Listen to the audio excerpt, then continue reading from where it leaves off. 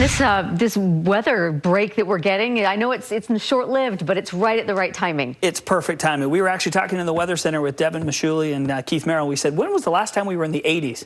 It was last year.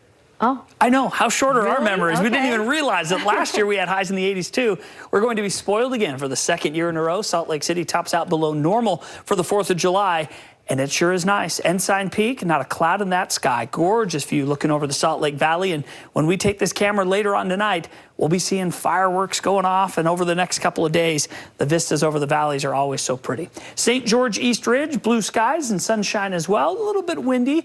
See the little twirly kind of moving around. We've seen some breezy conditions over southern Utah. That elevates the fire danger. Not only are we dealing with the heat, but we're adding in a little bit of that wind, and that's always a concern this time of year.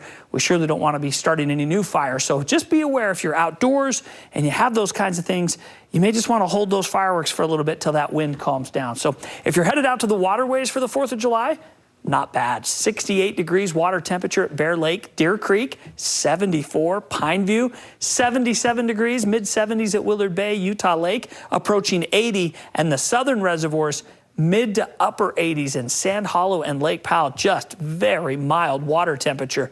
That's remarkable for this time of year. Stadium of Fire tomorrow evening at LaVell Edwards Stadium in Provo.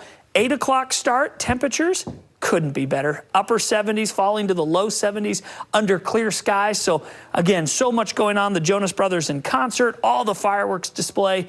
It's just a great place. So if you're headed to the Stadium of Fire tomorrow, you got to have a really nice night in Provo. Current temperature, 87 in Vernal, 86 in Price, Provo, Salt Lake, and Ogden. It's the popular temperature. 95 in Fillmore and 106 in St. George. Las Vegas is currently 112. So why are we so cool and why is the South so hot? There's a huge area of high pressure over California and Nevada. That hasn't quite taken over yet, but that's influencing southern Utah and bringing all that heat. The lows that continue to go by north of us keep putting northern Utah into a little northwesterly flow, and we keep getting the remnants of these little storms and the cool air that puddles in behind them. We've got another one coming through this evening, and that just keeps temperatures tomorrow in the mid-80s.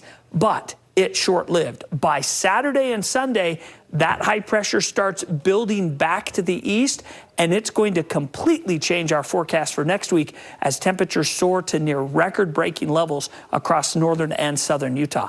In the meantime, a gorgeous 4th of July, 85 in Nephi, 89 degrees as you head on south towards the central area, 97 in Moab, and 107 in St. George. 7-day forecast. 107 on the 4th with sunshine, but then 113 on Sunday, 114 on Tuesday.